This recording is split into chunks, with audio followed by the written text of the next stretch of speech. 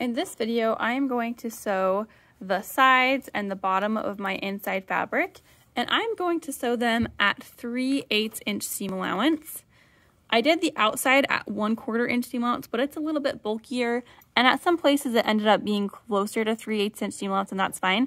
And since this is going to go on the inside, I want it to be even just a little bit smaller than my outside so that it's on the inside. So I'm going to do 3/8 inch seam allowance. My 3/8 inch I can find right here. If you look, I have the 3/8 inch right there, and I'm going to start sewing. I will backstitch using my reverse button after I go forward 3 stitches, and then I'll go back 3 stitches. I'm going to make sure that my threads are back behind so they don't get tangled, and then I'll just continue sewing at 3/8 inch. As I sew, I just want to watch that 3/8 inch line and make sure that the edge of my fabric is always lined up with it. And I will be pivoting at the corners.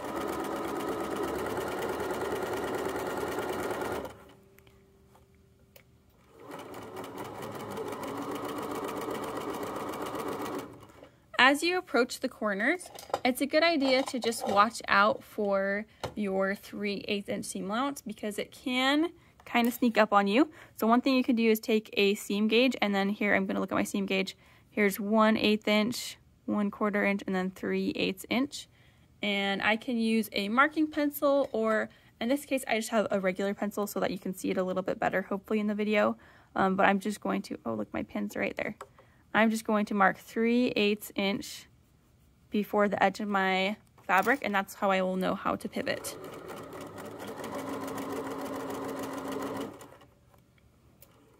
So as I get close to that line here, I'm going to prepare to lower my needle down into my fabric.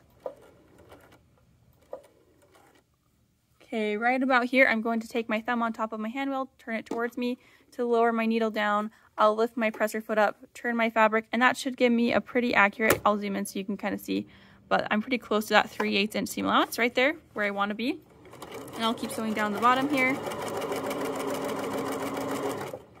Take out my needle or pins as I go.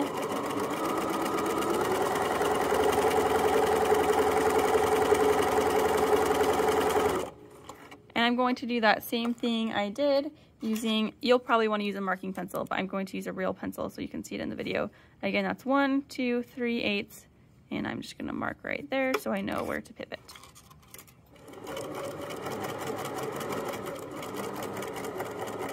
As I get close to that marking, I'm going to just kind of go slowly so I don't miss it. I might have just gone a little bit past it, we'll see. But I'm going to take my thumb on top, turn my hand wheel toward me. Yep, it's going to be just a little bit less than 3/8. You can see there.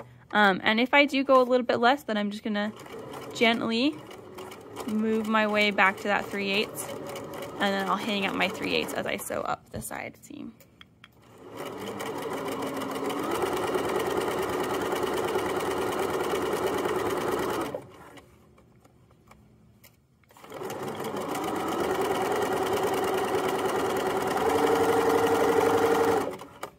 Once I get to the end, I'm going to backstitch because I want to leave an opening at the top for my bag to be able to open. But I'll just backstitch up here and then trim my threads, and I'm good to move on.